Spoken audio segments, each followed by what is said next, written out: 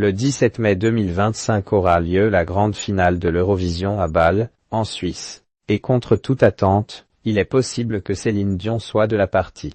Pour Moritz Stadler, le coproducteur exécutif du concours, il y a beaucoup de possibilités. Céline Dion va-t-elle enfin faire son grand retour? En décembre 2022, la star québécoise révélait être atteinte du syndrome de l'homme raide, une maladie neurologique rare qui se caractérise par une rigidité, plus ou moins importante des muscles. Celle-ci provoque alors des spasmes pouvant même intervenir par grosses crises, qui impactent alors ses prestations vocales.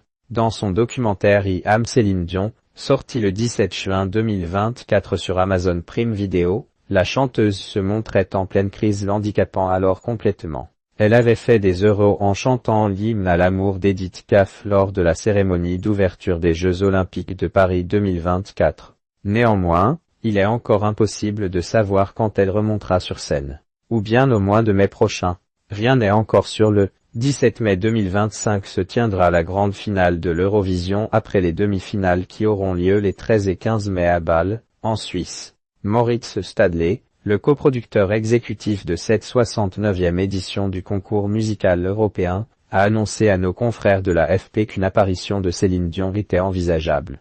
Céline Dion avait représenté la Suisse à l'Eurovision en 1988. Céline Dion et le concours Eurovision de la chanson en Suisse vont de pair. C'est clair, a assuré Moritz Stadler à l'AFP sans pour autant donner plus de détails. Sera-t-elle à Bâle? Sera-t-elle dans le spectacle ou non?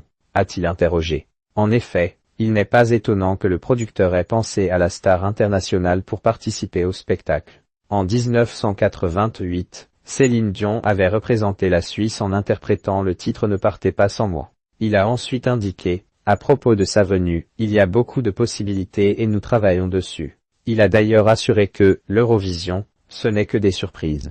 D'ailleurs, les idées folles, imaginées en mai dernier, ont commencé à prendre vie au mois de décembre. Céline Dion fait peut-être partie de ces dernières. Au mois de septembre prochain, une tournée intitulée Génération Céline rendant hommage à la star grâce à 4 chanteuses anonymes. Si elle est en forme, peut-être pourrait-elle les rejoindre sur scène du côté de la France. Elle sera représentée par l'ONU pour la toute première fois. La chanteuse et actrice de 28 ans dévoilera le 15 mars, lors de la mi-temps du dernier match des 6 nations au Stade de France.